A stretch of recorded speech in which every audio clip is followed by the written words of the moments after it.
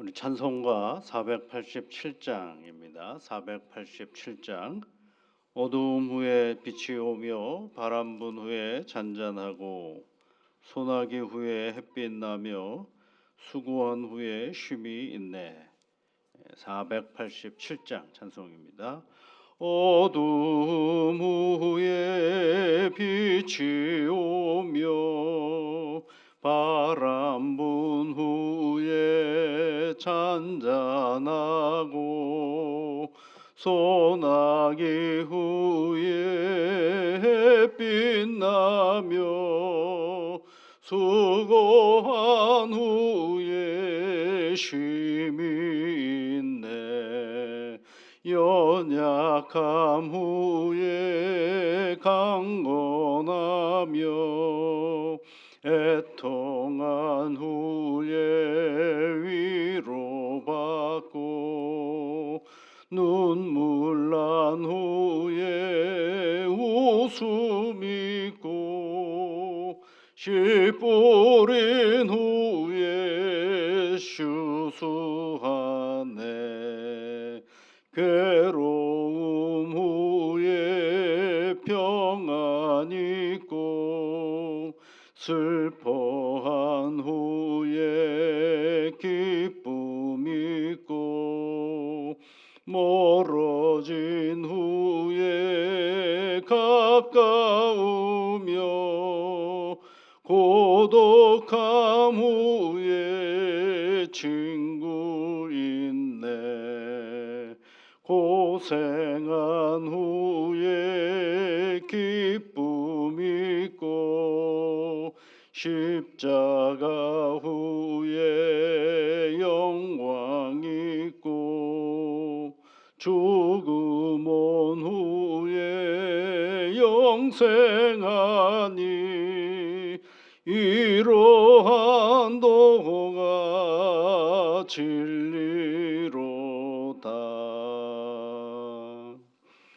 하나님 아버지, 감사를 드립니다. 날이 추워졌음에도 불구하고 이른 아침을 기억하여 하나님 앞에 나와 기도하는 사랑하는 주의 자녀들을 긍휼히 여겨주시고 복으로 능력으로 함께하여 주시옵소서.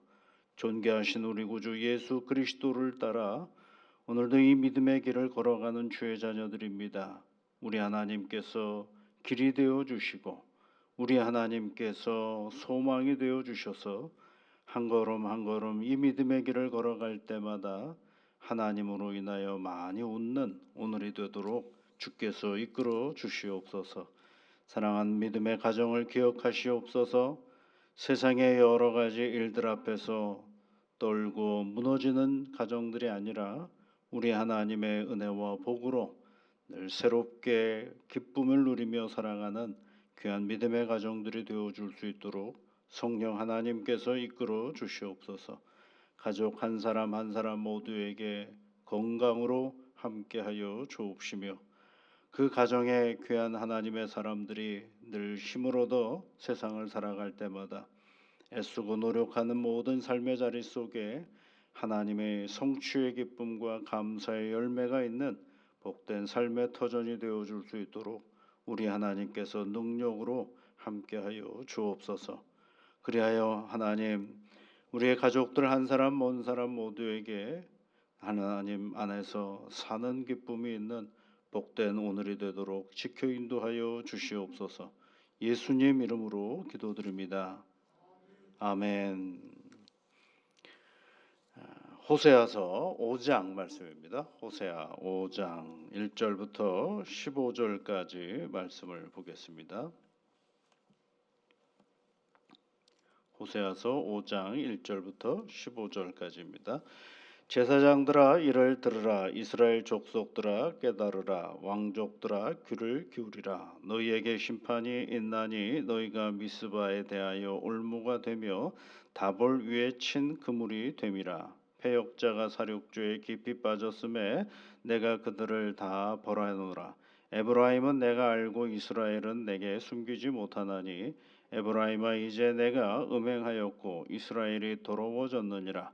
그들의 행위가 그들로 자기 하나님에게로 돌아가지 못하게 하나니 이는 음란한 마음이 그 속에 있어 여호와를 알지 못하는 까닭이라. 이스라엘의 교만이 그 얼굴에 드러났나니 그 죄악으로 말미암아 이스라엘과 에브라임이 넘어지고 유다도 그들과 함께 넘어지리라. 그들이 양떼와 소떼를 끌고 여호와를 찾으러 갈지라도 만나지 못할 것은 이미 그들에게서 떠나셨음이라. 그들의 여호와께 정조를 지키지 아니하고 사생아를 낳았으니 그러므로 새 달이 그들과 그 기업을 함께 삼키리로다. 너희가 기브아에서 뿔나파를 불며 라마에서 나파를 불며 베다윈에서 외치기를 베냐민아 내 뒤를 쫓는다 할지어다. 벌하는 날에 에브라임이 황폐할 것이라. 내가 이스라엘 지파 중에서 반드시 있을 일을 보였노라. 유다 지도자들은 경계표를 옮기는 자 같으나 내가 나의 진노를 그들에게 물같이 부으리라. 에브라임은 사람의 명령 뒤따르기를 좋아하므로 학대를 받고 재판의 압제를 받는도다. 그러므로 내가 에브라임에게는 좀 같으며 유다 족속에게는 썩이는 것 같도다. 에브라임이 자기의 병을 깨달으며 유다가 자기의 상처를 깨달았고 에브라임은 아수르로 가서 야렙 왕에게 사람을 보내었으나 그가 능히 너희를 고치지 못하겠고 너희 상처를 낫게 하지 못하리라. 내가 에브라임에게는 사자 같고 유다 족속에게는 젊은 사자 같으니 바로 내가 움켜갈지라. 내가 탈취하여 갈지라도 건져낼 자가 없으리라. 그들이 그 죄를 뉘우치고 내 얼굴을 구하기까지 내가 내 곳으로 돌아가리라. 그들이 고난 받을 때에 나를 간절히 구하리라. 아멘. 오늘 그 호세아서 5장 말씀에 보면 이제 에브라임이라는 말이 나오죠. 에브라임. 그러다가 또 다시 이스라엘 이렇게 나옵니다. 그래서 먼저 이 에브라임을 정의를 해볼 필요가 있어요. 계속 하다 보면 에브라임은 도대체 뭔가라는 것들을 한번 생각해 볼 필요가 있거든요. 그래서 에브라임과 이스라엘이라는 말을 한번 정리를 하고 가야 나중에 이제 헷갈리지 않습니다. 에브라임은 여러분 첫 번째 등장하는 장면이 요셉이 둘째 아들을 낳을 때 이름이 뭐예요? 에브라임이죠. 그래서 번성하다, 번창하다 그런 뜻을 가지고 있습니다. 이게 둘째 아들인데 야곱이 축복을 하는 장면이 있잖아요. 축복을 어떻게 이렇게 엇갈려 가지고 오른손으로 둘째 아들에게 축복하는 장면이 있죠. 그랬더니 요셉이 아유 아버지 그러면 안 됩니다. 므낫세가 장자입니다라고 하려고 하니까 나도 안다 이렇게 말씀하시면서 둘째 에브라임에게 축복하는 장면이 있습니다. 그래서 에브라임과 므낫세가 이제 나중에 이 12지파에 들어갑니다. 사실은 12지파는 야곱의 아들들이 12지파가 되어야 하지 않겠습니까?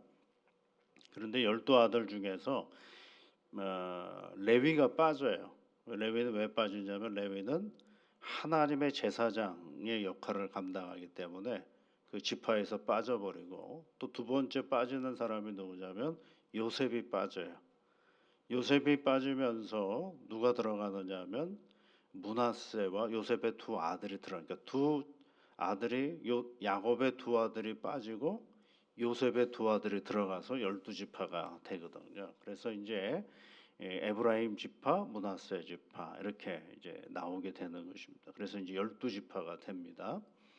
근데 이제 이 12지파가 가나안 땅에 들어가서 이제 가나안을 차지해 가는 중에 이 에브라임 지파는 그렇게 크지 않은 지파가 됐어요. 그래서 저기 지금 현재 이스라엘 땅의 북쪽 지역의 작은 지파로 남게 됩니다. 그런데 이제 무슨 일이 벌어지느냐 하면 이제 솔로몬이 죽고 르호보암이라는 사람이 왕이 됐는데 당시에 이제 신하 중에 여로보암이라는 사람이 르호보암 왕에게 찾아가 가지고 솔로몬 왕 때 우리가 노동을 너무 많이 했습니다. 예루살렘 성전 짓죠. 또 예루살렘 성 짓고 이러니까 시간이 너무 매일매일 노동하니까 이제 당신이 어느 정도 나라도 안정되었으니 이제 노동을 좀 감해 주시오라고 얘기를 합니다. 그랬더니 르호보암 왕이 조금만 기다려봐 내가 의논해서 알려줄게 해가지고 이제 첫 번째 솔로몬과 함께 신화 생활을 했던 사람들에게 나이 많으신 분들에게 찾아가서 여차해서 이러는데 어떻게 하면 좋겠습니까? 예, 노동이 그동안 너무 많았으니까 백성들의 노동을 좀 감해 주시는 게 좋겠습니다라고 조언을 하죠. 근데 그네 르호보암이 왕이 이번에 누구한테 찾아가느냐면 젊은 신하들한테 자기 세대와 같은 사람들에게 찾아가서 또 얘기합니다. 여로보암이 이렇게 나한테 와서 물어봤는데 어떻게 하면 좋겠냐? 까불지 말라 그러십시오. 잘못하다간 당신의 왕권을 도전할 것입니다. 그러니 지금보다 더 솔로몬 때보다도 더 강력한 노역을 해야 저들이 권력 앞에 무릎을 꿇습니다라고 제안을 합니다. 누구 말이 더 혹했느냐 하면 르호보암 왕이 젊은 신하들의 말을 듣고 더 많은 노동을 백성들에게 가하죠. 이럴 때 이제 여로보암이 그것을 보고 가만히 있지를 못하고 뛰쳐나갑니다. 근데 여로보암만 뛰쳐나간 게 아니라 여로보암이 속해 있던 지파가 어디냐면 에브라임 지파예요. 이 에브라임 지파 사람들이 뛰쳐나가니까 이 솔로몬 때 불만이 많았던 나머지 지파들 중에서 에브라임 지파를 포함하여 10지파가 같이 뛰어나가요. 그래서 거기서 만들어진 나라가 이제 북이스라엘이 되는 거거든요. 그래서 여로보암이 에브라임 지파다 보니까 이스라엘이라는 말도 쓰고 에브라임이라는 말도 쓰는 이유가 거기에 있는 거거든요. 그래서 에브라임 그러면 어느 나라를 생각하셔야 되느냐면 여로보암과 북이스라엘을 생각하시면 되는 거죠. 그래서 오늘 성경 말씀에 예를 들어 3절 말씀을 보시면 에브라임은 내가 알고 이스라엘은 내게 숨기지 못하나니 같은 말이에요 이게. 에브라임과 이스라엘은 같은 뜻을 가지고 있다라는 것을. 그럼 남쪽에 남아 있는 두 지파는 누구냐면 유다 지파가 남아 있고 그다음에 또 누구냐면 베냐민 지파가 둘이 남아요. 그런데 유다 지파가 이제 왕의 가문으로 있다 보니까 남쪽을 뭐라고 얘기하는 거예요? 남유다.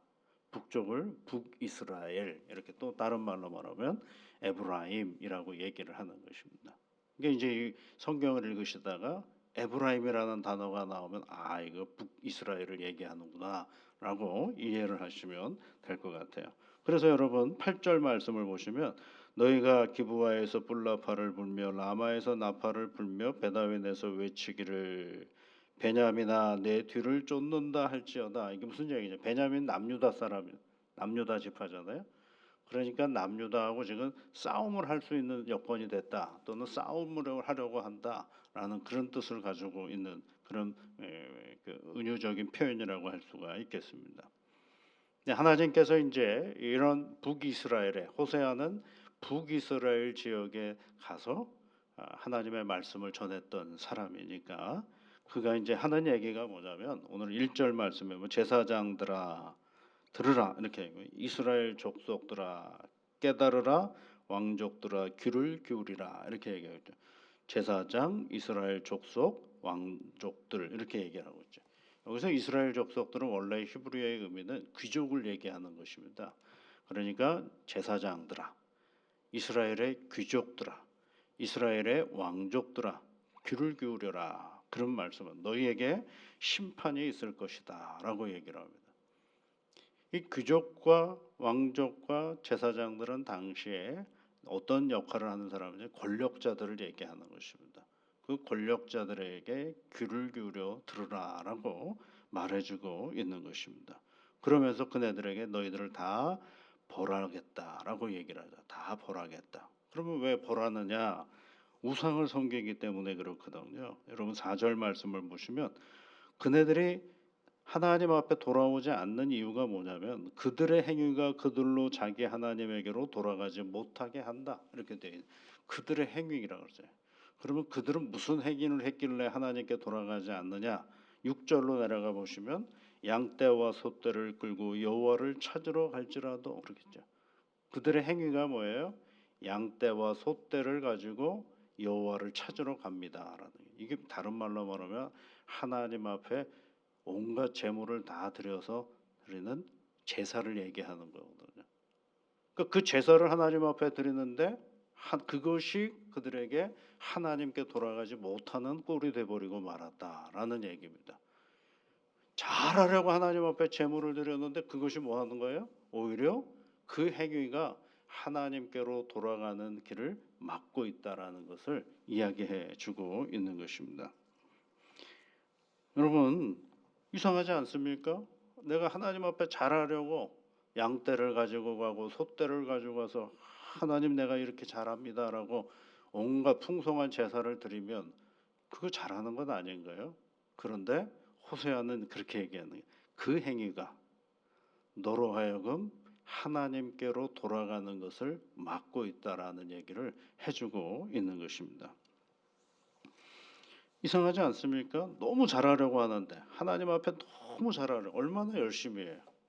그런데 그 열심과 그 네가 정성을 다한다라는 그 정성이 누구에게로 돌아가는 걸 막는 거예요? 하나님께로 돌아가는 것을 막고 있다라는 것을 얘기하는 것입니다.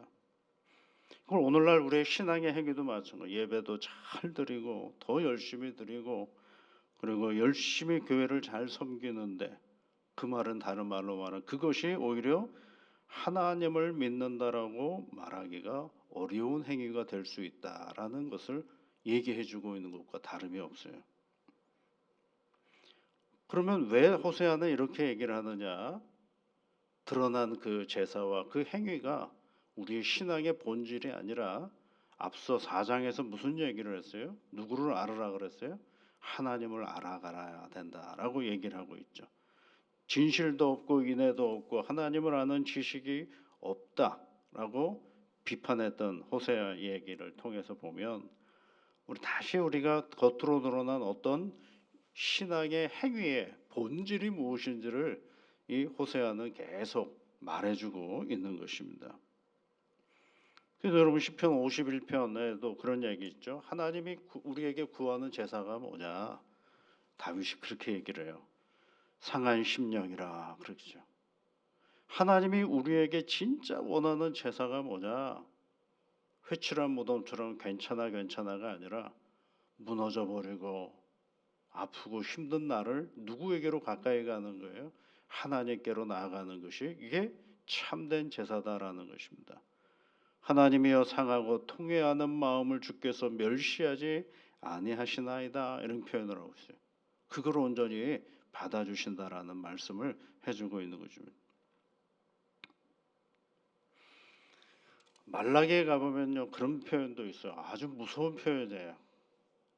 깜짝깜짝 놀랄 말라기를 읽다가 보면 깜짝 놀랄 때가 많아요. 말라기 1장 10절 말씀에 너희가 내 제단 위에 헛되이 불사르지 못하게 하기 위하여 너희 중에 성전문을 닫을 자가 있었으면 좋겠다.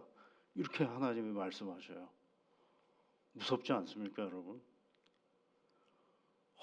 내 제단 위에 헛되이 불사르지 못하게 하기 위하여 우리가 하나님 앞에 그러니까 이스라엘 백성들이 재물을 막 하나님 앞에 불사르는데 하나님이 그걸 보면서 너무 지겨워하시는 거죠.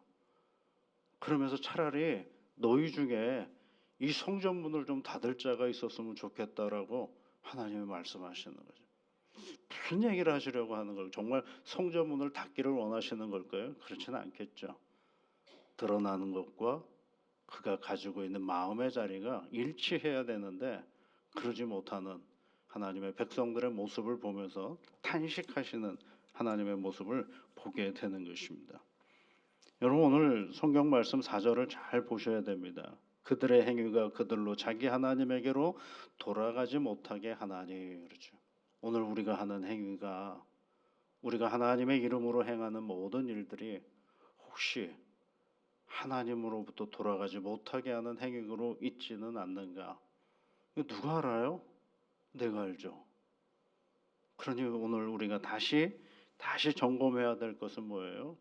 소떼와 양떼를 끌고 여호와를 찾으러 가려는 그 드러난 행위의 본심이 무엇인지를 늘 점검하고 살펴야 되는 거죠. 그러기 위해서는 뭘 해야 되겠습니까? 여호와를 알아가야죠. 하나님을 아는 것이죠. 하나님을 아는 것입니다. 그래서 나중에 이제 호세아 11장에 가 보면 하나님은 번제를 원하지 아니하시고 하나님을 아는 것을 원하신다라는 그런 말씀도 있죠. 오늘도 여러분 새날을 시작이 되었습니다. 우리의 마음이 하나님께로 더 가까이 가는 그런 새날이 되기를 주의 이름으로 축복합니다. 같이 기도하겠습니다. 하늘에 계신 우리 아버지, 아버지의 이름을 거룩하게 하시며 아버지의 나라가 오게 하시며 아버지의 뜻이 하늘에서와 같이 땅에서도 이루어지게 하소서. 오늘 우리에게 일용할 양식을 주시고 우리가 우리에게 잘못한 사람을 용서하여 준 것 같이 우리 죄를 용서하여 주시고 우리를 시험에 빠지지 않게 하시고 악에서 구하소서. 나라와 권능과 영광이 영원히 아버지의 것입니다. 아멘.